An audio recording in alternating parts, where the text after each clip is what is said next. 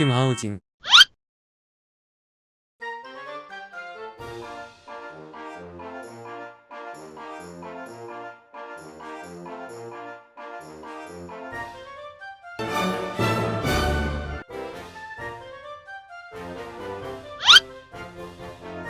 안녕하십니까, 성심하우징입니다. 오늘은 농막 설치에 관해서 설명 좀 드리려고 하는데요. 농막의 기본적인 건축물 이외에, 그러니까 농막 설치에 대해서 추가적으로 발생하는 비용이 좀 있어요. 그래서 그거를 모르는 경우가 많아가지고 저희가 좀 간략하게 도움이 되고자 좀 설명을 좀 드리려고 합니다.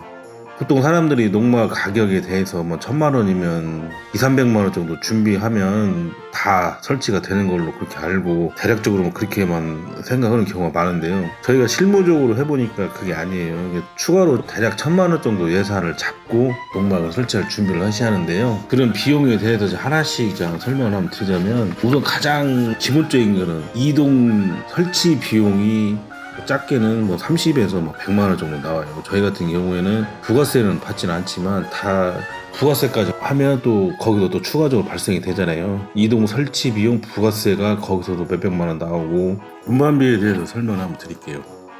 운반비는 보통의 경우 5톤 트럭하고 5톤 카고 크레인이 2대가 가는 경우가 많은데요. 5톤 카고 트럭만 갈 경우에는 30만 원, 40만 원, 50만 원 이 정도 되지만 그런 경우는 거의 드물어요.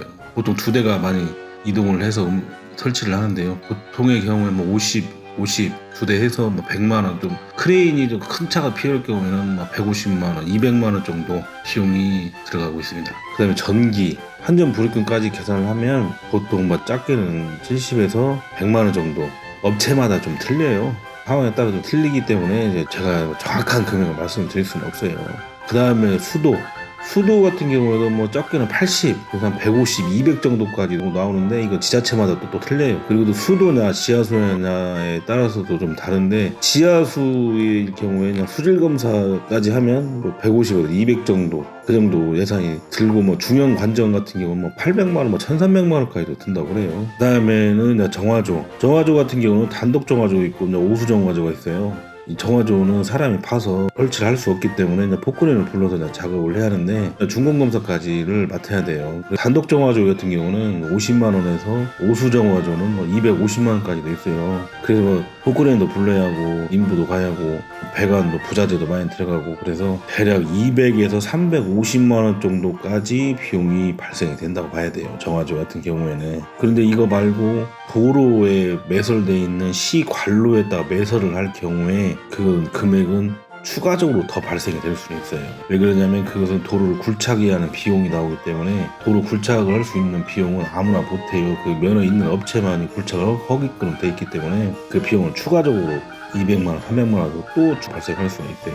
그 다음에는 호텔은 이동시주택이나 농막을 놓을 때 기초석 같은 경우에 따라서는 도로 경계석이나 인도블로 놓는 경우가 좀 있는데요. 저희 같은 경우는 보강토 웅벽으로 좀 많이 놓는 편이에요. 금액으로 따지자면 10만 원에서 한 100만 원, 80만 원, 100만 원까지도 나온다고 봐야 돼요. 저희 같은 경우는 보강토 웅벽으로 놓으면 그게 하나에 450kg가 나오기 때문에 6m짜리 놓으려면 보통 14개, 앞에까지 놓으려면 19개 정도, 이렇게까지도 좀 많이 놓는 경우도 있는데, 그 보강토 같은 경우는 그렇게 비싸진 않아요. 작게는 그것도 다 지역마다 회사마다 틀린데 35,000원, 4만원, 45,000원, 5만원 이 정도밖에 안 가는데, 운반비가 좀 비싸죠. 아무리 가까운 그래도 10만원 이상을 또 추가하니까 10개만 사도 40만원 운반비, 20만원, 60만원 정도 나오기 때문에 이게 기초석 놓는데도 추가적으로 돈이 좀 발생이 좀 많이 되죠. 그 다음에는 비가림 시대나 햇빛 가리기인데요.